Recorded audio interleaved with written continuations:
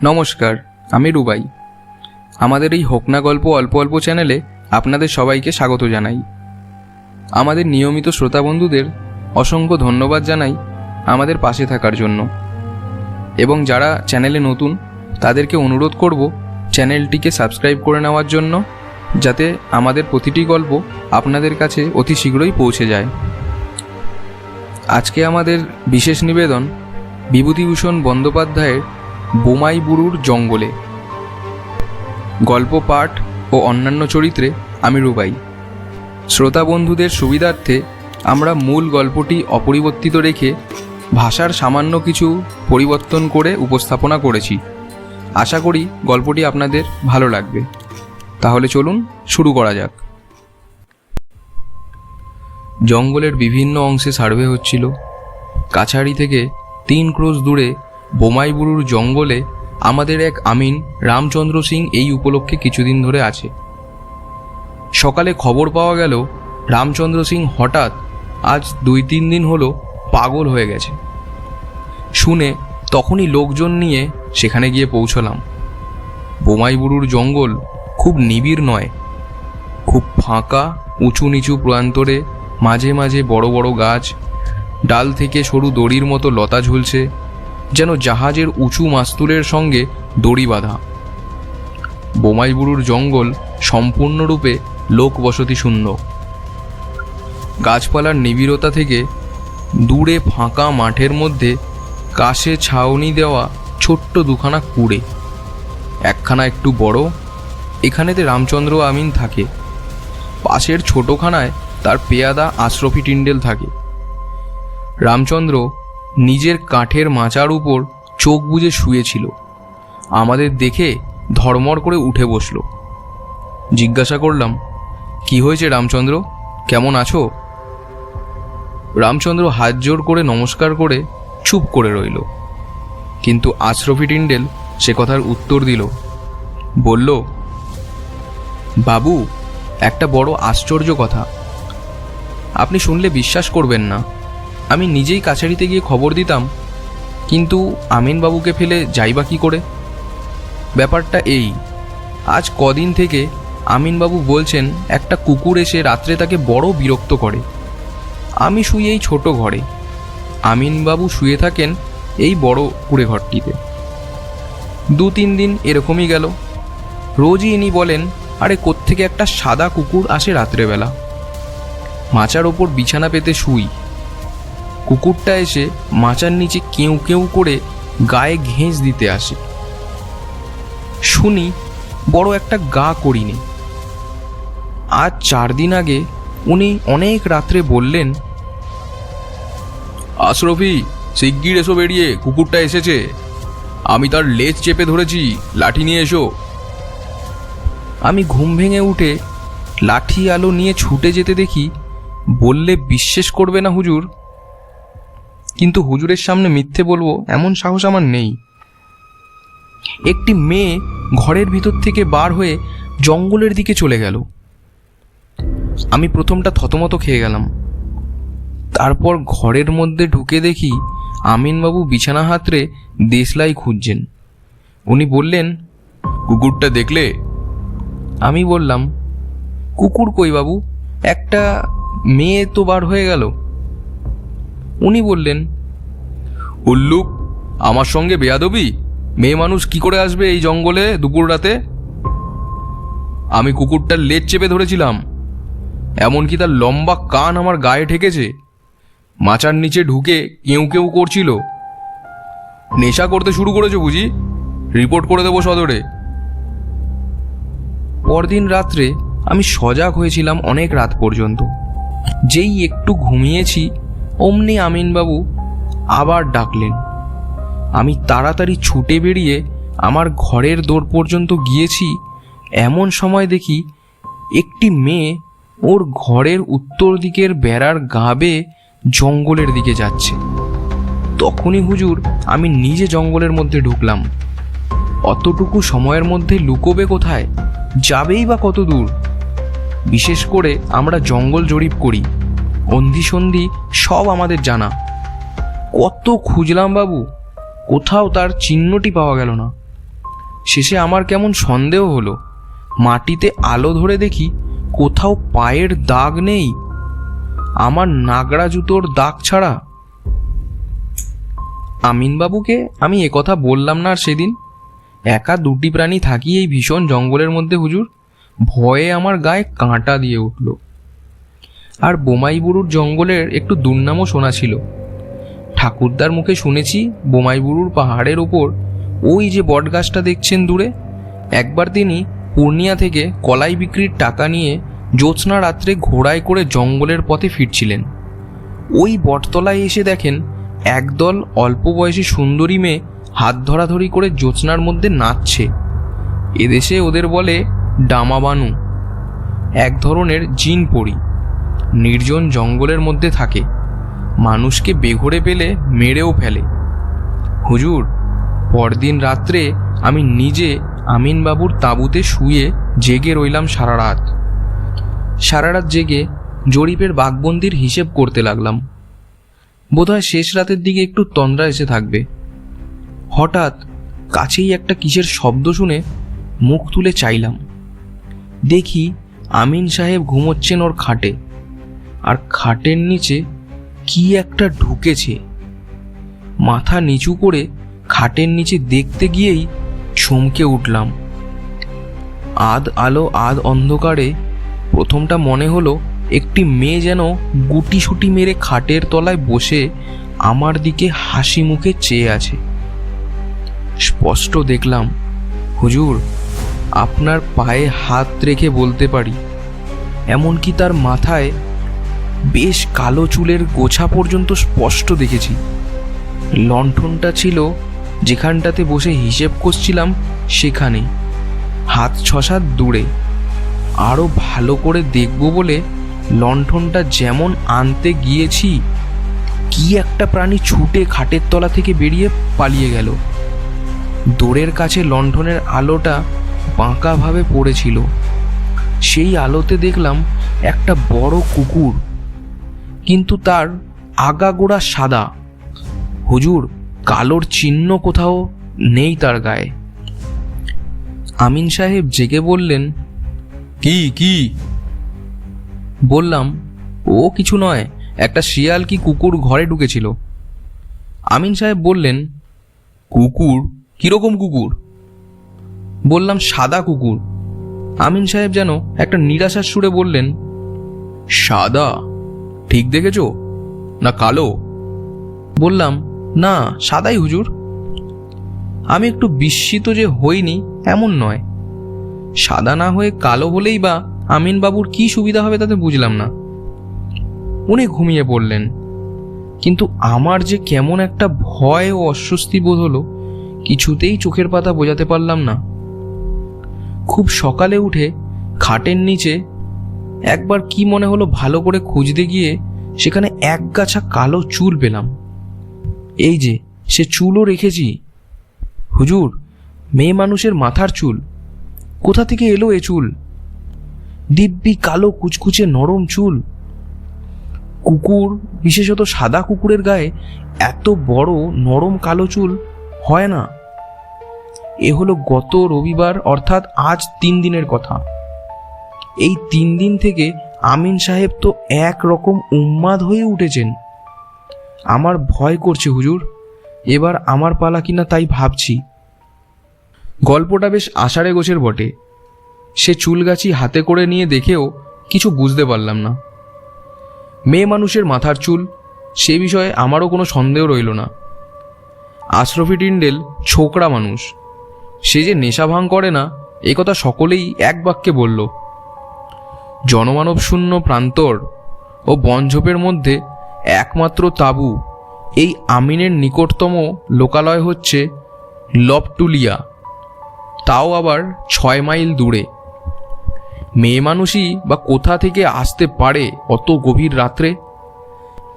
বিশেষ করে যখন এইসব নির্জন বন প্রান্তরে বাঘ ও বুনোশুয়োরের ভয়ে সন্ধ্যার পরে আর লোকে পথে আসে না। যদি আশরফি টিন্ডেলের কথা সত্যি বলে ধরে নিই, তবে ব্যাপারটা খুব রহস্যময়। অথবা এই পাণ্ডব বর্জিত দেশে, এই জনহীন বনজঙ্গল ও ধুধু প্রান্তরের মধ্যে বিংশ শতাব্দী তো প্রবেশের পথ খুঁজে পায়নি, ঊনবিংশ শতাব্দীও পেয়েছে বলে মনে হয় না। অতীত যুগের রহস্যময় অন্ধকারে এখনও এসব অঞ্চল আচ্ছন্ন। এখানে সবই সম্ভব। সেখানকার তাঁবু উঠিয়ে রামচন্দ্র আমিন ও আশরাফি টিন্ডেলকে সদর কাছারিতে নিয়ে আসলাম। রামচন্দ্রের অবস্থা দিন দিন খারাপ হতে লাগলো। ক্রমশ সে ঘোর উন্মাদ হয়ে উঠল। সারা রাত্রি চিৎকার করে, বকে, গান গায়।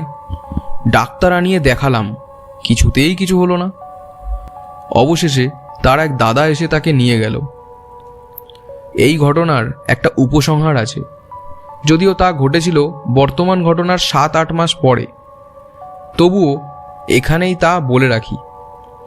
এ ঘটনার 6 মাস পরে চৈত্র মাসের দিকে দুটো লোক কাছারিতে এসে আমার সঙ্গে দেখা করল। একজন বৃদ্ধ, বয়স 60-65 কম নয়, অন্যটি তার ছেলে, বয়স 20-22। তাদের বাড়ি বালিয়া জেলায়। আমাদের এখানে এসেছে চড়িমহাল ইজারা নিতে, অর্থাৎ আমাদের জঙ্গলে খাজনা দিয়ে তারা গরু মহিষ চড়াবে। অন্য সব চড়িমহাল তখন বিলি হয়ে গেছে। বোমাই বুড়ুর জঙ্গলটা তখনও খালি পড়েছিল, সেইটাই বন্দোবস্ত করে দিলাম। বৃদ্ধ ছেলেকে সঙ্গে নিয়ে একদিন মহাল দেখে আসলো। খুব খুশি, বলল, খুব বড় বড় ঘাস হুজুর, বহুত আচ্ছা জঙ্গল। হুজুরের মেহেরবানি না হলে অমন জঙ্গল মিলত না। রামচন্দ্র ও আশরাফি টিন্ডেলের কথা তখন আমার মনে ছিল না, থাকলেও বৃদ্ধের কাছে হয়তো তা বলতাম না, কারণ ভয় পেয়ে সে ভেগে গেলে জমিদারের লোকসান। স্থানীয় লোকেরা কেউই জঙ্গলের গা ঘেঁষে না। রামচন্দ্র আমিনের সেই ব্যাপারের পরে মাসখানেক পরে বৈশাখের গোড়ায় একদিন বৃদ্ধ লোকটি কাছারিতে এসে হাজির। অনেক রেগে আছেন। তার পিছনে তার ছেলেটি কাচুমাচু হয়ে দাঁড়িয়ে আছে। বললাম, কি ব্যাপার? বৃদ্ধ রাগে কাঁপতে কাঁপতে বলল, এই বাদরটাকে নিয়ে এলাম হুজুরের কাছে দরবার করতে। ওকে আপনি পা থেকে খুলে 25 জুতো মারুন, ও জব্দ হয়ে যাক। কি হয়েছে কি? হুজুরের কাছে বলতে লজ্জা করে। এই বাঁদর এখানে এসে পর্যন্ত বিগড়ে যাচ্ছে। আমি 7-8 দিন প্রায়ই লক্ষ্য করছি, লজ্জা করে বলতে হুজুর। প্রায়ই মেয়ে মানুষ ঘর থেকে বার হয়ে যায়। একটা মাত্র খুপড়ি হাত অষ্টেক লম্বা, ঘাসে ছাওয়া। ও আর আমি দুজনে শুই। আমার চোখে ধুলো দিতে পারাও সোজা কথা নয়। দুদিন যখন দেখলাম তখন ওকে জিজ্ঞেস করলাম, ও একেবারে গাছ থেকে পড়ল হুজুর। বলে, কই, আমি তো কিছু জানি নে। আরো 2 দিন যখন দেখলাম তখন একদিন দিলাম আচ্ছা করে ওকে মার। চোখের সামনে বিগড়ে যাবে ছেলে, কিন্তু তারপরেও যখন দেখলাম এই পরশু রাতে হুজুর, তখন আমি ওকে হুজুরের দরবারে নিয়ে এসেছি। হুজুর শাসন করে দিন। হঠাৎ রামচন্দ্র আমিনের ব্যাপারটা মনে পড়ে গেল। জিজ্ঞাসা করলাম, কত রাত্রে দেখেছ? প্রায়ই শেষ রাত্রের দিকে হুজুর। এই রাতের 2-1 ঘড়ি বাকি থাকে। ঠিক দেখেছ? মেয়ে মানুষ? হুজুর, আমার চোখের তেজ এখনো অত কম হয়নি। জরুর মেয়ে মানুষ, বয়সে কম। কোনোদিন পরনে সাদা ধোয়া শাড়ি, কোনোদিন বা লাল, কোনোদিন কালো। একদিন মেয়ে মানুষটা বেরিয়ে যেতেই আমি পেছন পেছন গেলাম। কাশের জঙ্গলের মধ্যে কোথায় পালিয়ে গেল টের পেলাম না। ফিরে এসে দেখি ছেলে আমার যেন খুব ঘুমের ভান করে পড়ে রয়েছে। ডাকতেই ধর্মর করে উঠল, যেন সদ্য ঘুম ভেঙে উঠল। এ রোগের ওষুধ কাছারির ভিন্ন আর কোথায় পাওয়া যাবে না বুঝলুম, তাই হুজুরের কাছে এলুম। ছেলেটিকে আড়াল করে আমি জিজ্ঞেস করলাম, এসব কি শুনছি তোমার নামে? ছেলেটি আমার পা জড়িয়ে ধরে বলল, আমার কথা বিশ্বাস করুন হুজুর, আমি এর বিন্দু বিসর্গ জানি না। সমস্ত দিন জঙ্গলে মহিষ চড়িয়ে বেড়াই, রাতে মরার মতো ঘুমোই, ভোর হলে তবে ঘুম ভাঙে। ঘরে আগুন লাগলেও আমার হুঁশ থাকে না। বললাম, তুমি কোনোদিন কিছু ঘরে ঢুকতে দেখোনি? না হুজুর, আমার ঘুমুলে হুঁশ থাকে না। এ বিষয়ে আর কোনো কথা হলো না। বৃদ্ধ খুব খুশি হলো, ভাবলো আমি আড়ালে নিয়ে গিয়ে ছেলেকে খুব শাসন করে দিয়েছি। দিন 15 পরে একদিন ছেলেটি আমার কাছে আসলো, বলল, হুজুর, একটা কথা আছে। সেবার যখন আমি বাবার সঙ্গে কাছারিতে এসেছিলাম, তখন আপনি ও কথা জিজ্ঞেস করেছিলেন কেন, যে আমি কোনো কিছু ঘরে ঢুকতে দেখেছি কিনা? কেন বলো তো? হুজুর, আমার ঘুম আজকাল খুব সজাগ হয়েছে। বাবা ওরকম করেন বলে আমার মনে কেমন একটা ভয়ের দরুনই হোক বা যাই হোক, তাই কদিন থেকে দেখছি রাত্রে একটা সাদা কুকুর কোথা থেকে আসে। অনেক রাত্রে আসে, ঘুম ভেঙে একদিন দেখি সেটা বিছানার কাছেই কোথায় ছিল, আমি জেগে উঠলেই পালায়। সে কেমন বুঝতে পারে যে এইবার আমি জেগেছি? এরকম তো কদিন দেখলাম, কিন্তু কাল রাতে হুজুর একটা ব্যাপার ঘটেছে।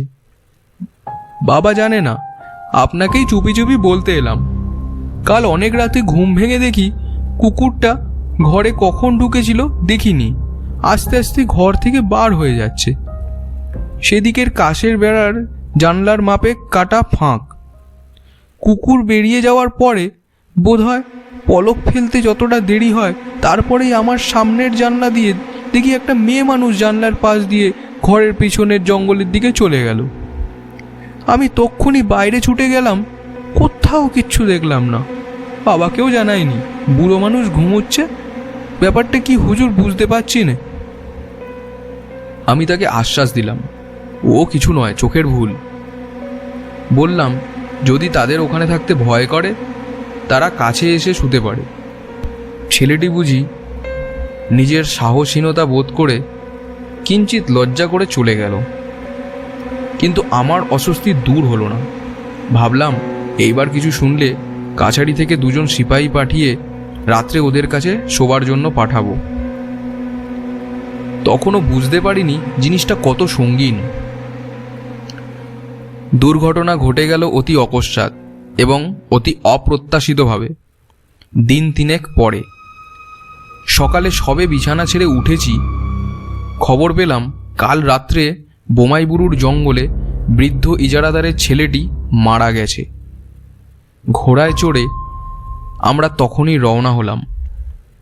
গিয়ে দেখি তারা যে ঘরটাতে থাকে তারই পিছনে কাশ ও বনঝাউ জঙ্গলে ছেলেটির মৃতদেহ তখনও পড়ে আছে। মুখে তার ভীষণ ভয় ও আতঙ্কের চিহ্ন। কি একটা বিভীষিকা দেখে আতকে উঠে যেন মারা গেছে। বৃদ্ধের মুখে শুনলাম, শেষ রাত্রের দিকে উঠে সে যখন ছেলেকে বিছানায় দেখতে পেল না, তখনই সে লণ্ঠন নিয়ে খোঁজাখুঁজি আরম্ভ করে। কিন্তু ভোরের আগে তার ছেলের মৃতদেহ দেখতে পাওয়া যায়নি। মনে হয় সে হঠাৎ বিছানা থেকে উঠে কোনো কিছুর অনুসরণ করে বনের মধ্যে ঢোকে, কারণ মৃতদেহের কাছেই একটা মোটা লাঠি ও লণ্ঠন পড়েছিল।